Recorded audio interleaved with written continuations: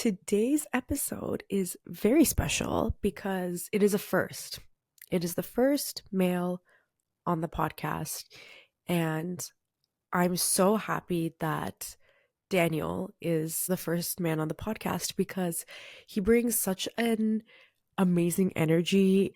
His soul is pink, and you're going to get to know him very soon. This is a really good conversation about self discovery, being true to yourself, being authentic. And my content is a lot about being strategic in a lot of ways and understanding human psychology, understanding human nature, and being smart with your moves. It's kind of, it's like playing chess instead of playing checkers. And Daniel comes in with this, he calls himself a big ball of energy, and he is. You're going to love him. And he comes in and basically says, like, you know what? Just be yourself, and that is good enough. Sometimes I think we need a reminder that no matter how strategic, no matter how clever we want to be, we always have to be true to who we are. So I hope you enjoy listening to this episode as much as I did being part of it. And now we're gonna cue up the theme song because we gotta get the show on the road.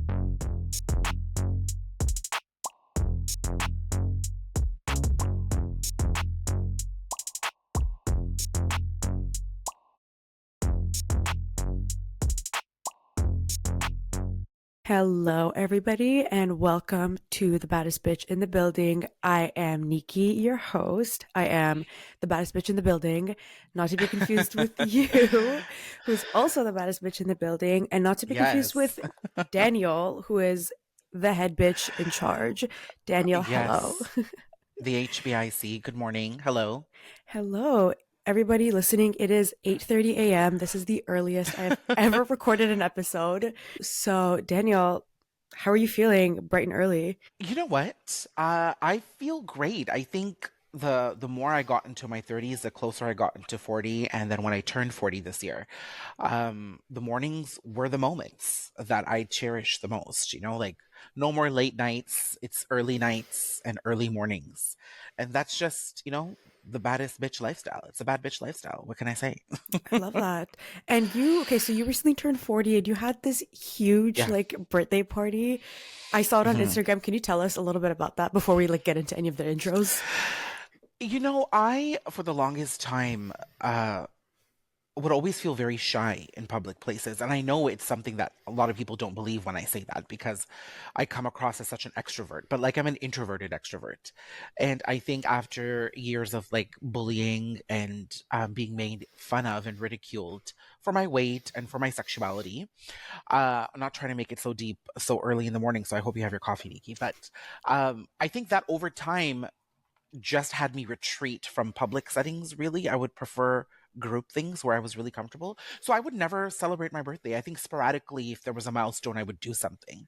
But as I got more comfortable into my skin in my late 30s, going into my 40s, I said, you know what, this decade is going to be mine. I'm not going to hold back. I'm going to do the things I didn't do before to make sure that I celebrate myself and my potential the best I can. I want to do justice to who I am and my journey. And that's why I did that 40th birthday celebration. Now, I mean, 40 is a big milestone, but really, it's about celebrating myself and wherever I am at, successful or not, depending on whoever's definition. It's just about that moment of self celebration. I love that for you. And I love the fact of just celebrating yourself because you deserve that. Like, there's always so much to celebrate, right? We all do, yeah. Yeah. So I think with that, I mean, that was Mhm. already an intro. Do you want to tell us a little bit about like who you are, and a little bit about your background? Yeah, so I'm Daniel Pillay, as you know, born and raised in Toronto. I'm from an Indo-Fijian family, so it's a South Indian community in the Fiji Islands, taken there through immigration and working in the sugarcane plantations. They've been there for centuries. So, but I'm the first generation Canadian here. I am one of two siblings, the eldest. I have a younger sister named Jessica, and that's pretty much life. I mean, I don't know what else to say. I mean, work wise, I've done a bunch of things.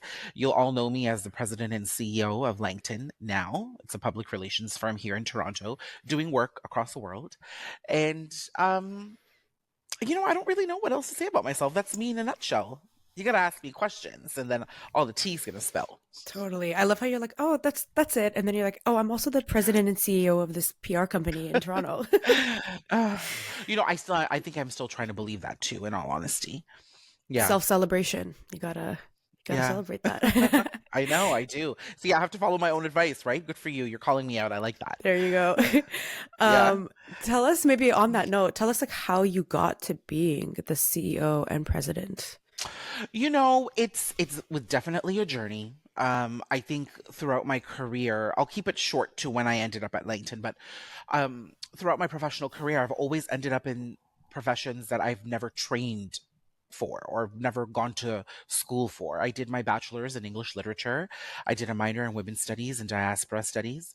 Then I did a graduate diploma in Asian studies, and then I did my master's in communication and culture. This was all a way to keep me in school longer while I tried to figure out what the hell I was going to do. And then when I graduated, I still didn't know what I was going to do. So, but by the time I graduated, I came out as gay. So all that negotiation through the essays and writing and self-discovery did serve a purpose, but professionally I always ended up doing things I never ever trained for. So public relations was one of them. So I landed up in this job January fresh 2017, after a couple of years in broadcast television, as things were changing, as the digital boom was coming in and Netflix was kind of taking hold of the entertainment space. And I got there from relationships that I had built, and then I just kind of discovered the job. 8 months in, there was a huge overhaul in terms of the staff. People who were there for a very long time were leaving and moving on, and there was a new influx of staff coming in. And the owner at that time was just trying to understand this sort of digital boom and influencer boom. And so I was sort of there to help her transition and understand that pivotal moment for the agency. And since then, I just kept growing into senior roles pretty quickly. And then I was vice president. And then I think the owner her name was Donna Lee Langton. She was very adamant about me taking over the agency as she left. And she really believed that I could do it. And I was just like, yeah, okay, okay, like sure. And I'm like, when that time comes, God knows who's alive, who's dead, what's going to go on. And the time came, and she really, really had a lot of faith in my ability to do it. And I did not. I think I was running away from it. But I was like, you know what? I'm going to believe her and let me just take this and prove her right. And it's been a journey since then. And now I'm just trying to believe that I'm here. I resonate with that myself because like I literally did Yeah. my master's in political science and like I'm here podcasting now. Like there's no You see, relationship. you get it. You get it. Yeah. I feel like my whole like career, and I feel like you probably resonate with this too. It's just like I kind of gaslight myself into being in a position and like thinking that I'm like faking Mhm. it till I make it. Are you a first generation Canadian?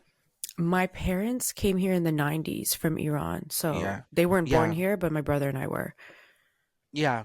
So I think it's the immigrant experience. I think it kind of draws a parallel. Like our parents came here and just figured it out. They just faked it till they could make it. They made mistakes, they rectified those mistakes, they learned better, and they just kept going. And they had this resilience where they just never knew what things were going to be like, but they just needed to have food on the table and the bills paid. That was the focus.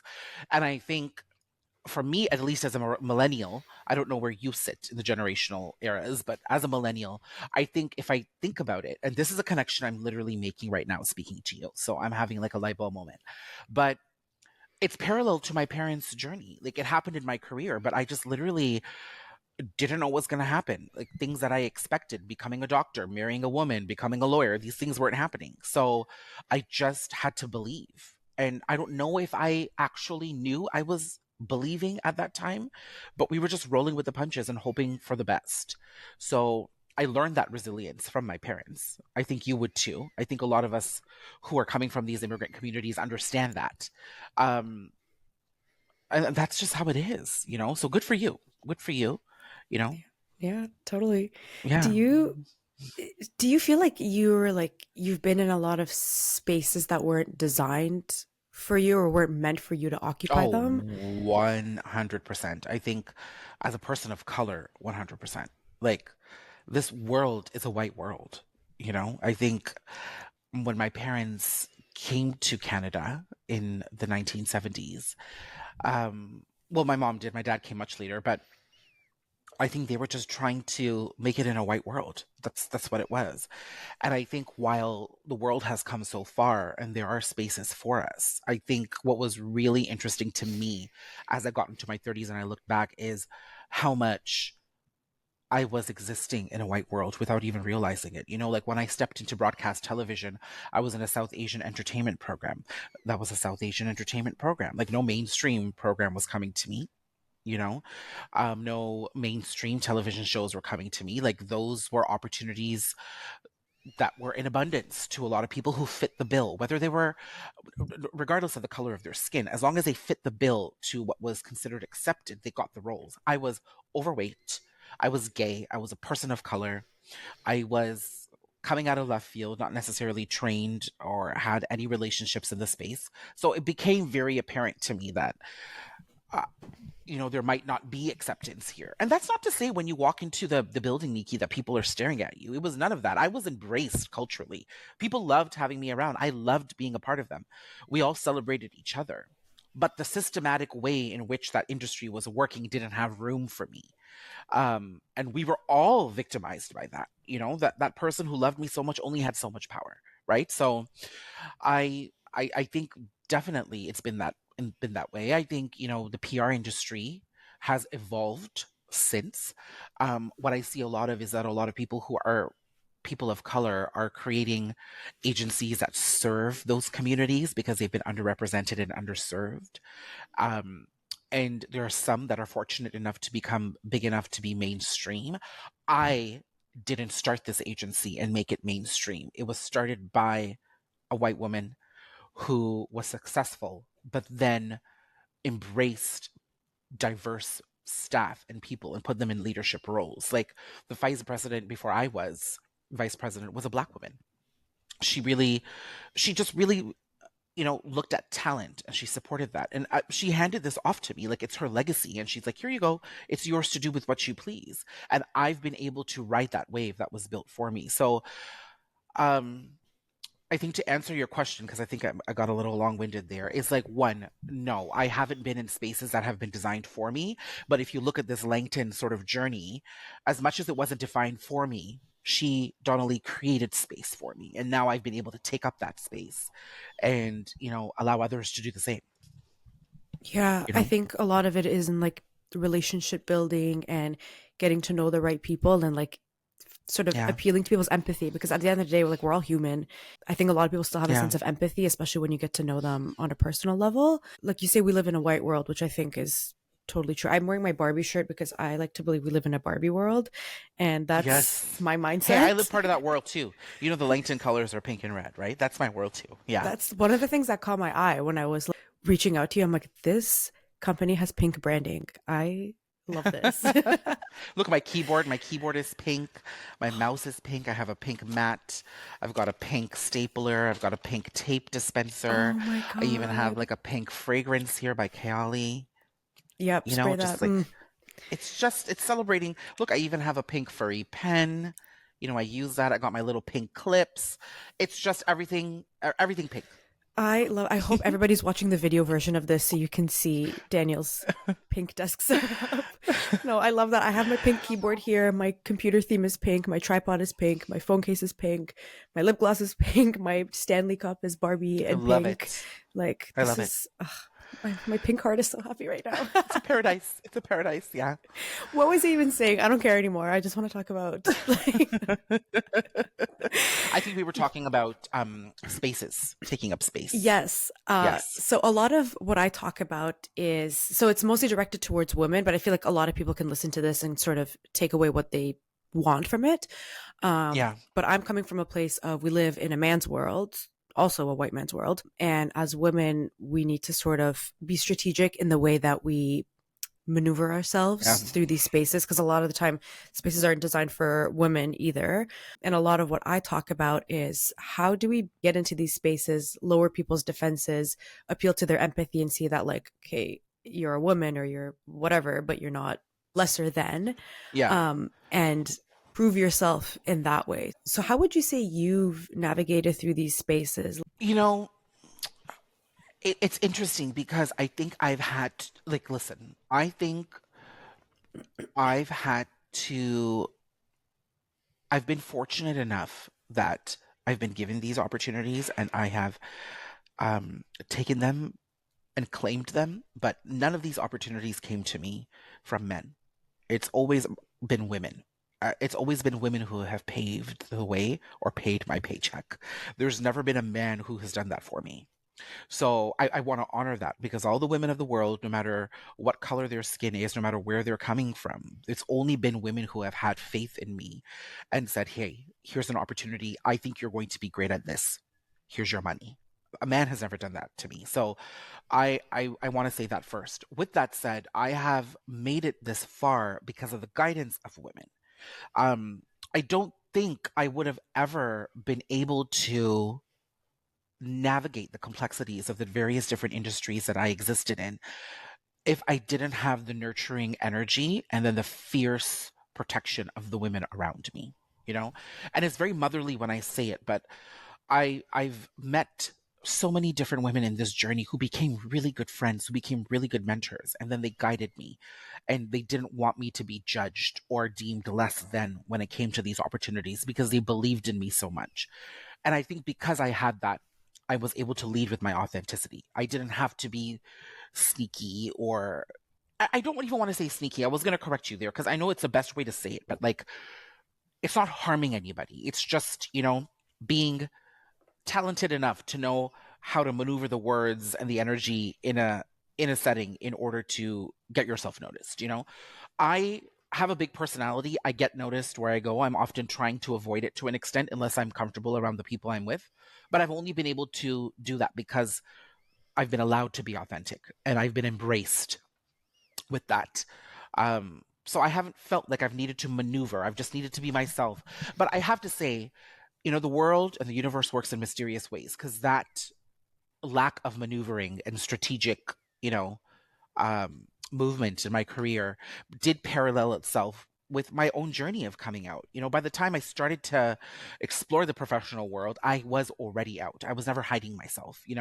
So I had already made a promise to myself that I was going to celebrate myself and not be afraid and just take a chance at everything until something hit.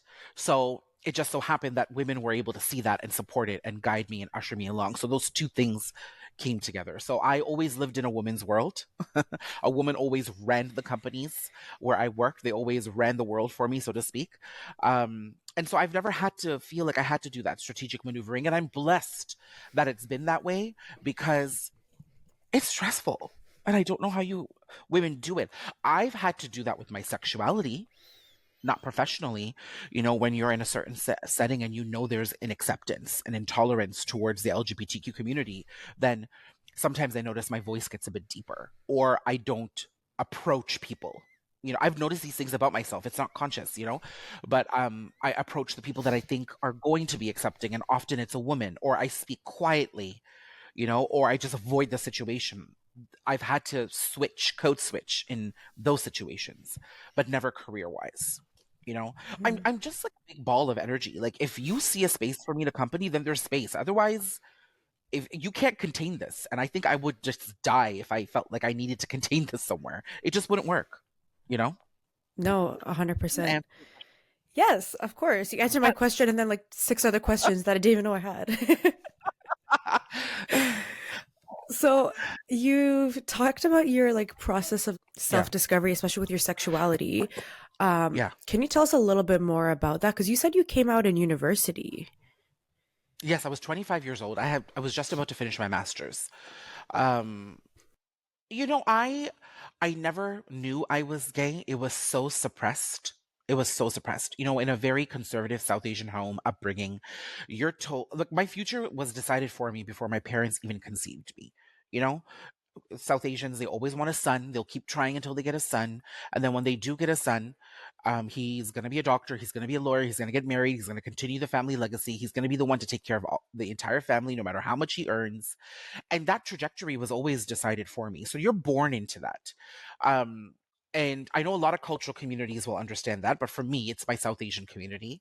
And I was just facing the pressure of that. So, as I was growing up chubbier and a little heavier and overweight, that's going against the grain of what was considered acceptable. Then when I was more effeminate and I liked the color pink, or I loved Bollywood songs and emulating the Bollywood actresses, that was shunned as well. I was told that, boys don't act this way, boys don't speak like this, boys don't like these colors.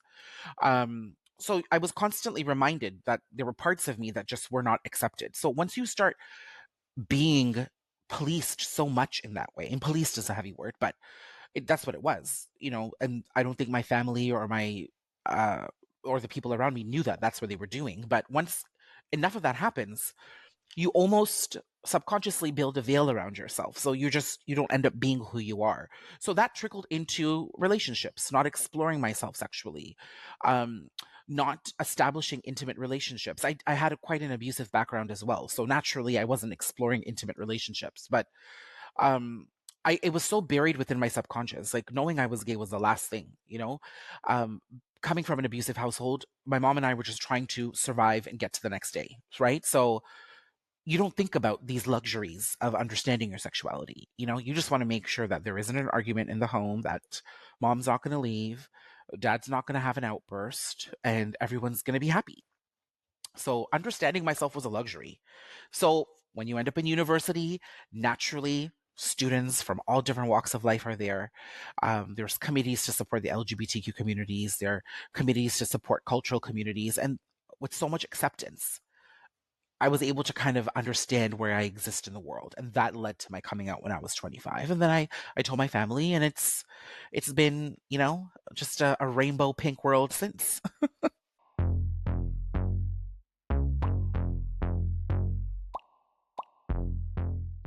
You said self-discovery, I think, was a luxury, and that's tough. Did you feel like you had to hide part of yourself, or that you didn't even know you were gay, so it wasn't even hiding because it was so deep in your subconscious that you didn't even Yeah, I, realize? I definitely felt like I needed to hide, but I didn't know that I was hiding my sexuality. It's just like, I'd pick up my coffee cup, and if my pinky was up, then I was ridiculed. If I was speaking, even in school during presentations, my voice was too high pitched. There was a feminine flair. I remember there was these girls who would chant woman walk because I had most of a strut. Like I had a bit of a strut in the way I walked. You know what I'm saying? I was fabulous then, and nobody could realize it. So there were these girls who would bully me and chant woman walk out loud in the playground as I would walk into the school. So when all these things were happening, you just retreat. You don't socialize as much. You don't delight in public affairs and public gatherings. You just stay to yourself and you become quiet. And I think clearly I was doing myself a disservice, but I just didn't understand who I was. So I think in that element, I was hiding. And you were fabulous the whole time. People just didn't realize it. I know, right? Like I'm so upset at myself. I forgive myself, but somewhere subconsciously I was making these choices and I just didn't understand. But I come back to the idea of self-awareness and understanding yourself, and self-discovery was a luxury. It was because of my circumstances. You know, Many of us are able to flourish in our environments, and there's nothing wrong with that. You know what I'm saying? We still all have to face this big bad world anyways. And if it's not a race issue or a gender issue, there is some sort of issue that we're all dealing with, and everybody is coming out of their own circumstance. So I definitely applaud the ones who've been able to, come to their sense of self much easier than others. But for me, it was a luxury at that time. And I know it was for many others as well. And now you're very prominent in the PR space.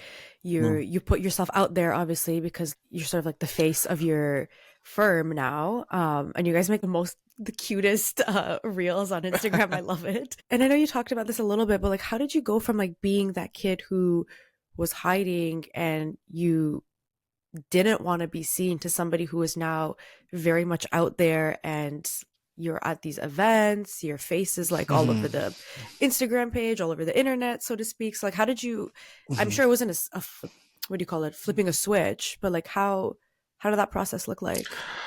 It definitely has been a journey, and it's evolved and developed over time. I was also on television prior to as well, right? Prior to PR. In each of these instances, I was uncomfortable. I still am uncomfortable, you know?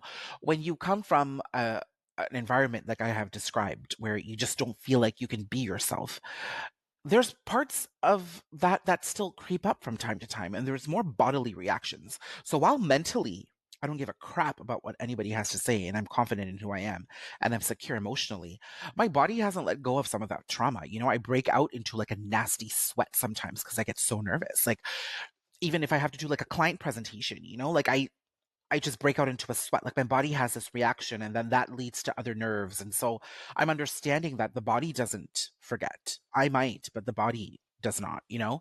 So I face these moments of discomfort and anxiety all the time. But I think what I do is I just do it anyway.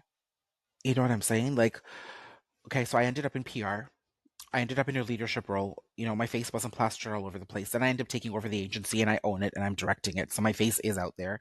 It just is what it is. You know what I'm saying? Like you just kind of have to roll with the punches. And, you know, I have a presentation shortly after this. Like I'm dying inside. I'm dying. But I'm getting a coffee. I'm getting myself some breakfast and I'm just going to hope for the best and I'm going to do what I got to do and just deal with these moments the best I can. But I think what motivates me to keep going forward is I've got a young staff, you know, I've got Gen Z staff. I think they look up to you, whether they tell you or not. They're watching. You know what I'm saying? And I get such beautiful messages in my DMs and my LinkedIn about, you know, just seeing people seeing me in this position as someone of color from the gay community, you know, just out there being themselves. And then you realize it's going to be a disservice if I don't make the effort to just embrace that discomfort because someone's watching and it means something to somebody and that's worth it, I feel. I feel like the moment I feel comfortable with where I'm at, I'm like, this is, I need to make myself uncomfortable. I've put myself out there since I started this podcast, and like I put this out on social media, and like I get a Yeah. lot of hate. I also get a lot of love. Yeah. I was so shy when I was a kid that if the teacher like spoke to Mm, me, I would almost cry. Like I would go like, my lip would yeah. tremble. And now I'm I know what like, that's about. Yeah. But I think it's good that you even put yourself out there, Nikki, because you know, I know that, you know, the generation that's kind of on right now leading the trends, they've grown up with social. And for those of us who didn't, it's a bit of an adjustment. But, you know, no matter whether you've grown up with social or not, the good comes with the bad. That's just life. Like just remove social media from the world and you're gonna have to walk out the door and live life anyways. And the good comes with the bad, right? That's everywhere. You know, sometimes, you know, you order your coffee and the sugar is just not right. But there you go. What are you gonna do? Be without caffeine that morning? You know, like you've just got to roll with the punches. So I think it's good that you're putting yourself out there, and I hope you're not taking any of that negativity seriously. But you know, sometimes it's pretty enlightening when you read negative comments. Like I get body shamed all the time, and you know, people always drop into my DMs because I think if they do it publicly, there would be a brigade after them. But it's pretty interesting to see how far we've come, but how far we still have to go. So it's a humbling experience. yeah, I mean, I Yeah, couldn't care less about what people say about me. One of my girly laws of power good. is don't take anything personally. So I never take anything personally. But Yeah. no, sometimes me and like my friends or me and my man will just sit there and scroll through the hate comments and just like look at them and laugh. They're Um, funny. they are funny. But it's crazy because like it made me realize how misogynistic people still are. Or Yeah. not people, like some Yeah.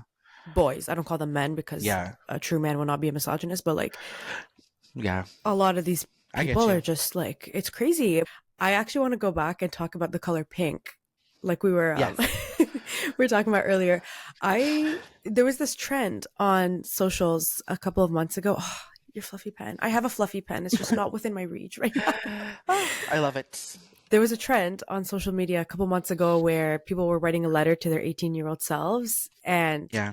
I did one. I saw that you did one, and in your letter, Yes. you wrote something about the color pink, but I wrote it down because I don't want to misquote you. You told your 18-year-old self, pink signifies freedom and rebellion, and that as your younger self gets older, he'll notice that pink was loved by everyone who dared to dream. Yeah. And I was like, there's so much symbolism behind the color pink. Yeah. Can you tell me more about that? I just always loved pink.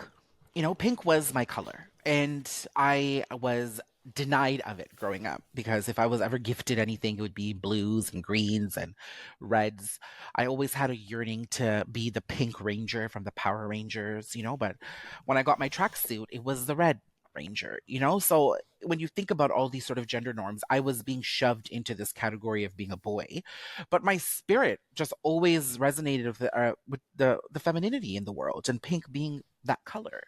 And it's so funny because pink is embraced by men everywhere now, but growing up I was denied that. It was always my favorite color. I just wanted to bathe myself in the color pink. So I think as I grew up and as I occupied these professional positions, and when I was taking over the agency, and now the rebrand was coming in to the mix because earlier our colors were orange and yellow. I I said, you know, this is my opportunity to stake claim in a really big way because I was wearing my pink suits and my pink jackets and I was embracing it. But I said, you know what? I can make a movement with this if I wanted to. And this is the time, you know, if this is my agency now, then it's going to get the Daniel stamp of approval. And that is the color pink. I added the red because I think it's such a girly vibe. And I was like, this is it. You know, this is my opportunity to give my younger self the self-acceptance and the freedom he had always desired. And now I have the opportunity to play that out. And like the girls, when they gift me things, the staff, I'm just looking at my little heart-shaped pink mug over there that was given to me, and you know, these beautiful little candles in pink and red, and they embrace that as a part of who I am. That's how they see me, and that's how I want to present myself to the world. And I think it's my way of constantly um paying homage to that little boy that still exists inside of me who could never be. And now he has the opportunity to explore that love and desire as his older self. And so that's what pink is. And so when I was sitting there and writing that letter to my 18-year-old self, I was like, I wish somebody told me then it's like love it anyways, because anybody who dared to dream was going to embrace that. I wish someone told me in my 20s. I was still, you know, still running away from that color then. So it's just it's a part of who I am. I don't think anybody can see me without something pink these days. So yeah, I love that. And you know what? For me, my soul is pink too. I love that you said that.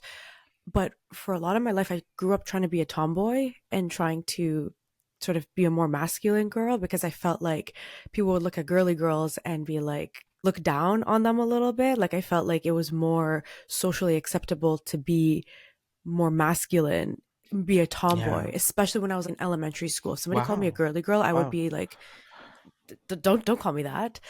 But yeah, to me, I feel like when you said pink is the color for people who dare to dream, I love that so much because I feel like even just pink branding is so rare.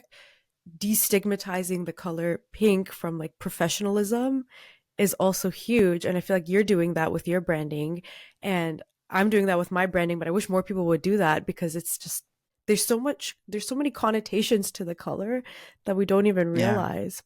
And you know, I did think about that at the time that I was, you know, working with the designer to come up with the new colors and work on our sort of palette. I mean, we do have a corporate area, black and white, you know, the I lead with the pink and the red, but I wanted to do what you just said is I think beauty brands show up as pink, toy brands show up as pink, makeup brands and fragrance brands will have pink in it, and people just associate that with so much femininity, but they don't always associate it with power and professionalism and good work, or you know, award worthy experience. It's like they don't associate it with these corporate things. So I said it's going to be pink.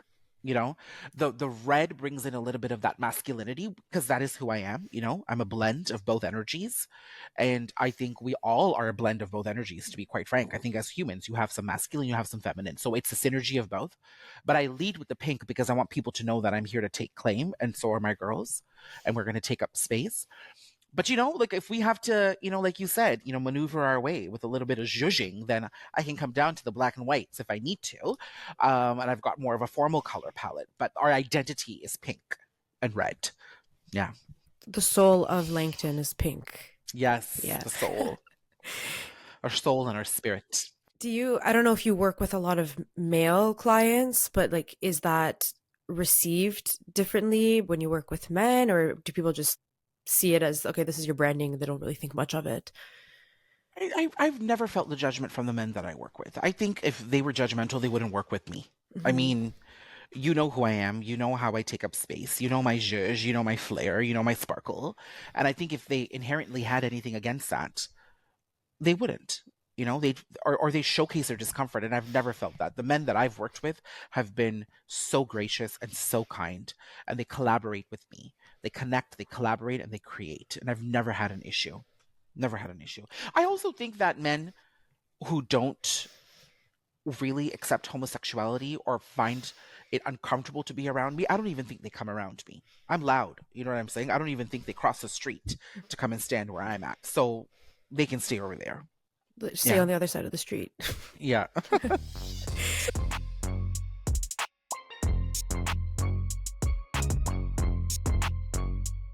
From what I've heard, of like my listeners reaching out to me, a lot of them are trying to succeed in industries where they're underrepresented. So, what's the most clever or strategic career move that you've made that served your success? Maybe it was a little bit controversial, but it really helped you.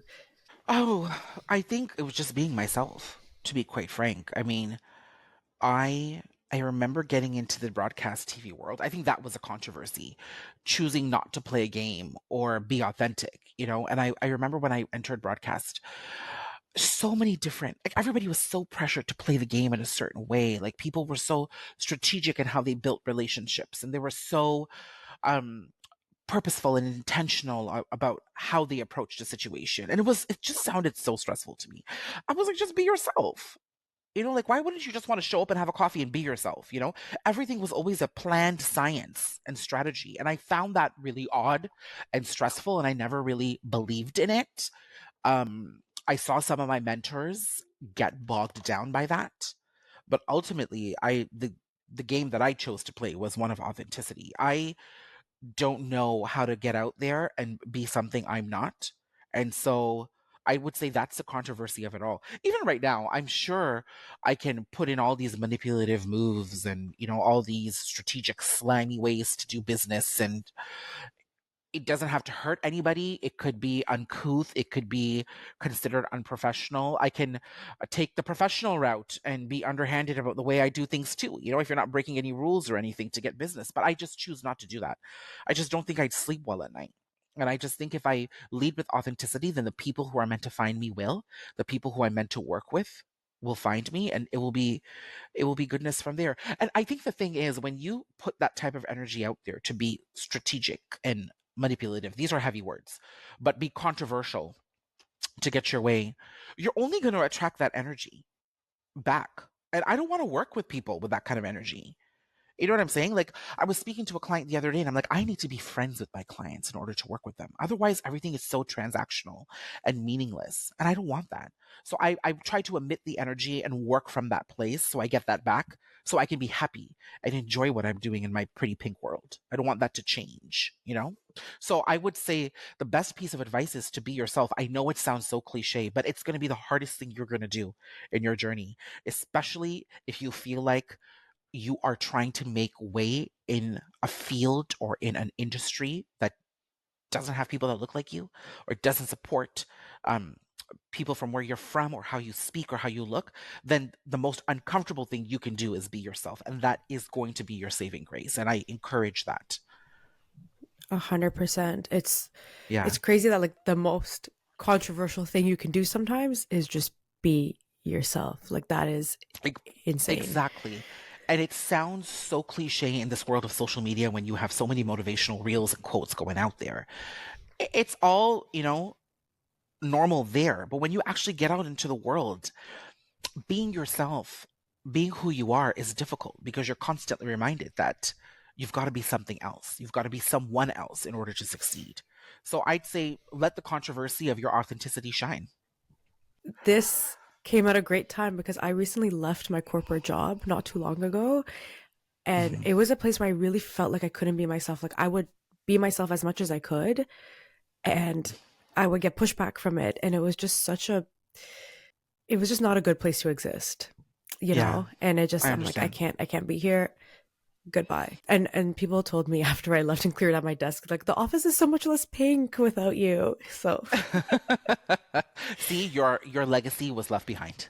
exactly. I took my pinkness Yeah. elsewhere. So Yeah. pivoting a little bit, is there Yes. like an emotion that held you back throughout your career journey or your self-discovery journey? Fear. I still battle that, I think. I think fear, coupled with imposter syndrome, you know? I mean, fear takes many different forms. Sometimes it's anxiety, sometimes it's imposter syndrome, sometimes it's just good old nerves. And I think I'm held back for a bit, but ultimately I take the step forward, you know? I'm gonna come back to my graduate degree, and I remember there was a presentation involved. It was part of some of my credits towards my master's degree. And this was at the height. I haven't come out yet. You know, I'm 23, 24 years old. And I was so scared about standing up in front of the class of 20 people and presenting my theories and my essay. And the thing is, like, there was gay women and men in that room, in that class, but I was so uncomfortable. I booked a meeting with the teacher and I negotiated my way out of that. And she just stood there and she's like, but why? Like, why? And I think she was probing me to say, it was such a triggering question to me because I couldn't tell her that I was gay. I didn't even know that myself. I just knew that I was uncomfortable. And I said, I'm just uncomfortable. And she just tried to get down to the root cause and she couldn't. She couldn't. I couldn't even give it to her, but I knew I didn't want her to do it. That fear was paralyzing. And I said, you can drop 10% off my mark. I just won't do it. And I couldn't make it to the end. And she allowed me to drop, I think, 10 or 15% off my mark, just for not presenting. You know, I was so uncomfortable. Actually, I don't even think it was that big because I think she sort of understood what I was struggling with. But that fear was so paralyzing. And that fear does greet me from time to time because there could be a certain situation or a certain word or something that reminds me of that feeling. But now I don't stop myself. I just go for it anyways. That's what I do. You know, um, I just say yes and I go for it. And it's terrifying. It's terrifying. Like the moment before speaking in front of people, I am sweating bullets. I am so nervous, but I do it anyways. Um, so that's that feeling that I think continues to haunt me from time to time. Yeah. Yeah, like it never goes away, but you get better at It interacting doesn't. with it and Yes. That's working the best way to with put it. it. You get used to having it be a visitor and then you know how to manage it. Yeah. Were you Yeah. nervous before this call? No, no, no, no, I wasn't because you're like a pink girl. So I knew that we were going to vibe. So I was comfortable. I didn't have to worry. But I'm also better in this question and answer period. Like I'm better in conversation. If I have to get up there and do some speech, I'm going to die. Yeah. You know, I'm just going to die. Yeah. So we are getting towards the end of the episode, and this is a question I Yes. ask all my guests, which Yeah. is, what is your patriarchy hack? You know, pink. Hello. Pink. It's pink. My patriarchy hack is embrace pink, wear pink, breathe pink, live pink, talk pink, see pink. And that is just the analogy of me embracing myself and refusing to be anything less. That's my hack for patriarchy. It's a hack that served me well now. So I'd say see myself as an example. And what is patriarchy anyways, other than just a bunch of dumb guys who just think they're everything? Please. We're Oh better my than that. God. Yeah. I love that. Oh my goodness.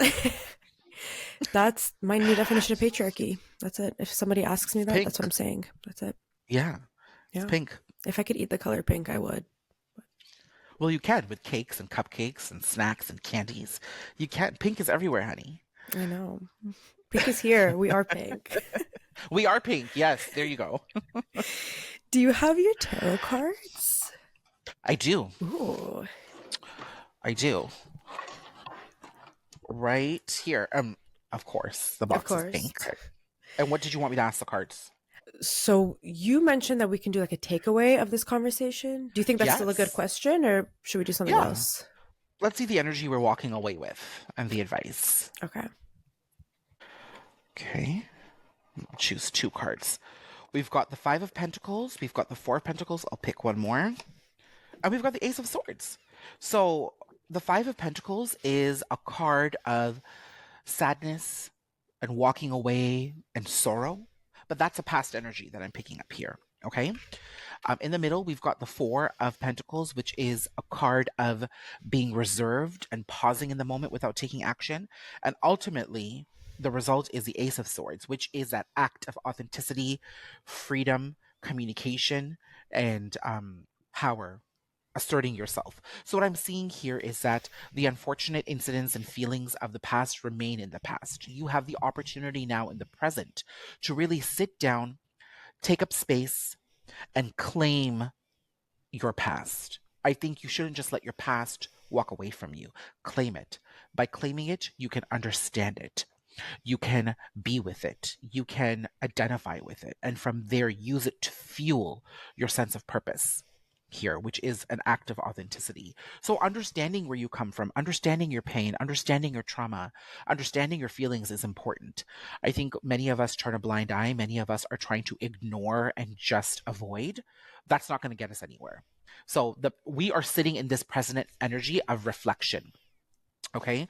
We're holding here all our experiences. We are thinking about our experiences because the pentacles are earth energy and they're building a solid foundation for us.